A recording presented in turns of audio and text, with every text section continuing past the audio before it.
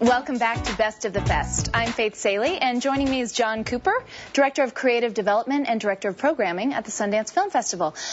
John, I spoke to you on the first day when we were young and innocent and more well-rested.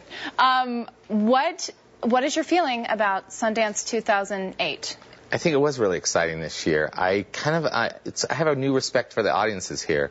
I think that they accepted a lot of films that were smaller.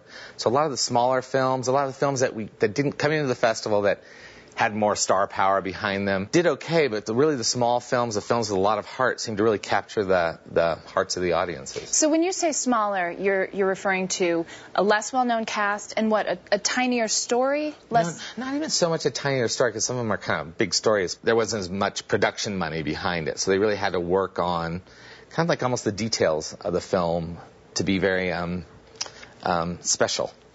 There's a film called Captain Abu Raed, which is the first Jordanian independent film. There's a small documentary, Trouble the Water, which is a young woman was basically making almost a mock documentary when she was making it before the Hurricane Katrina hit. And then she got trapped in the house, all the fear, and she had a camera, so it takes like this individual personal story, and these great documentarians kind of took that footage and made it into a really wonderful film called Trouble the Water.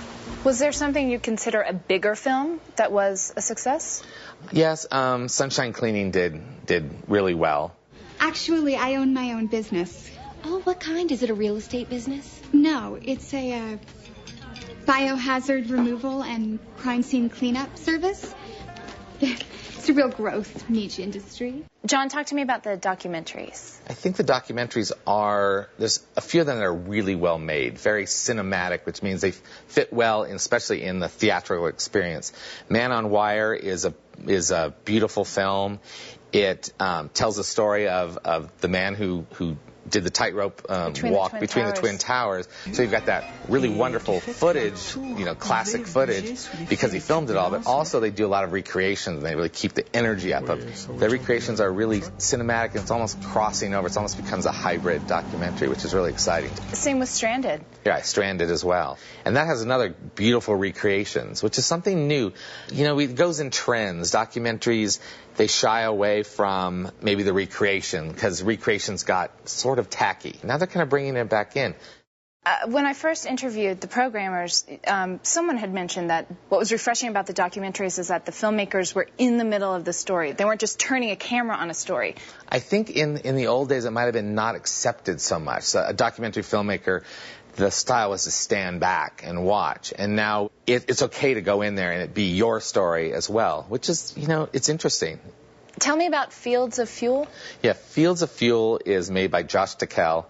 It has to be told by him because it is his story. He's been an advocate for biodiesel for years, for a lifetime. Do I tell them that hatred was what fueled me? Everywhere that oil is processed, this happens. And Lisa F. Jackson is another filmmaker who came right from the center of the story. Right, yes, she did The Greatest Silence, Rape in the Congo. The reason she could tell that story is that she had been gang raped many years ago, so she took her story there to share. So she had a common language with these women that kind of drew them out and made the story come alive. These are the rapists that Bernard found. They are all soldiers in the Congolese army. It's very personal and very moving.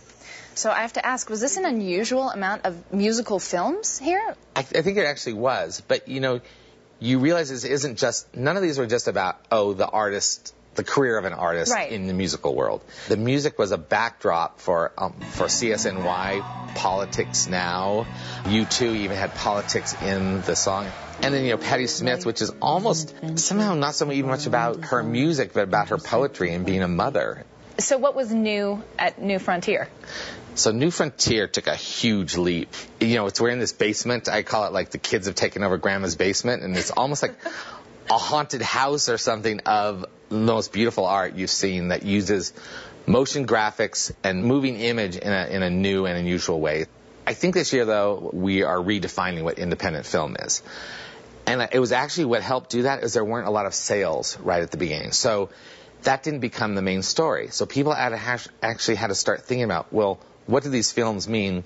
Not by what sells and what doesn't. It's like, how is the audience responding to them? We had to look at that, not how the industry was responding to them. And that, I think, is going to help redefine what independent film is. So, John, many of the films you've talked about were in competition, so let's take a look at the awards. Ladies and gentlemen, please welcome Mr. William H. Macy.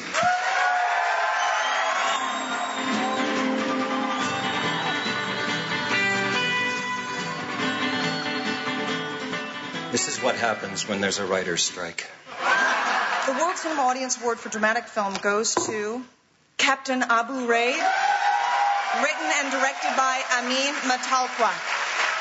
Wow, thank you. I should have not eaten that tuna sandwich salad. Fields of Fuel, directed by Josh Tickell. There are thousands of people that deserve to be thanked for this film. The Whackness, written and directed by Jonathan Levine. Thank you to Sundance. I just accepted an award from William H. Macy in a cowboy outfit. That is weird. The World Cinema Jury Prize for Documentary Film goes to Man on Wire. I really don't know what to say, so I'll hand you over to someone who knows what to say. Well, you've got an impeccable taste. I'm very happy to give the directing award for the documentary film to Nanette Bernstein, American Teen. Wouldn't it be nice if senior year, all this bullshit didn't matter anymore? We could just be ourselves?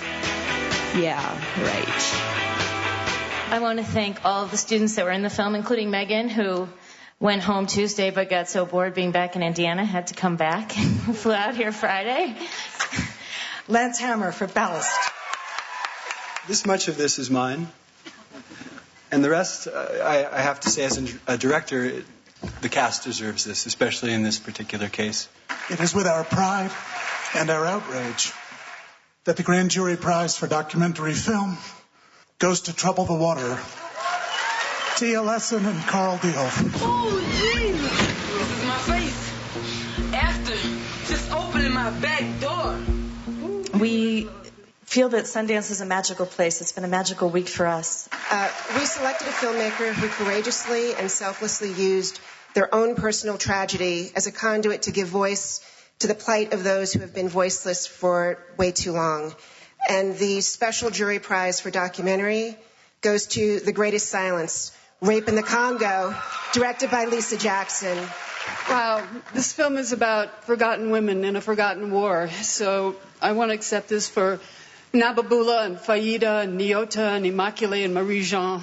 Just for the last hour, the very beginning of the last hour, it put my heart in a vice and proceeded to twist that vice until the last frame. And all of a sudden, this completely naturalistic movie was one of the most exciting thrillers I'm going to see this year. The Grand Jury Prize for Dramatic Film goes to Frozen River, written and directed by Courtney Hunt. Thank you so much for this. I want to say that I believe in a universe of abundance and that every filmmaker here will find their perfect audience, and it will be a ginormous one. I just want to say thanks a lot.